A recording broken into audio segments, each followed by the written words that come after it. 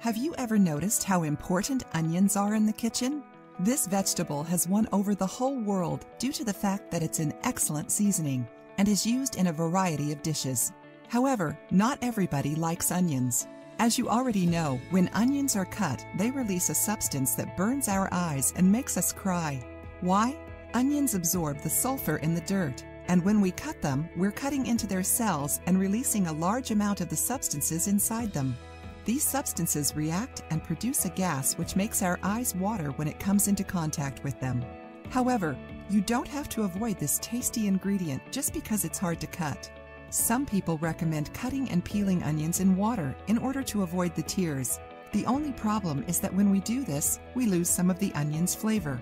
These substances that react and make us cry are stored in the bulb of the onion, the hairy part. So if you remove the onion's bulb, you won't feel the need to cry. Here's how to do it. Place the onion with the root facing upwards. Once that's done, insert the knife almost halfway into the onion, close to the bulb. Run the knife around the bulb.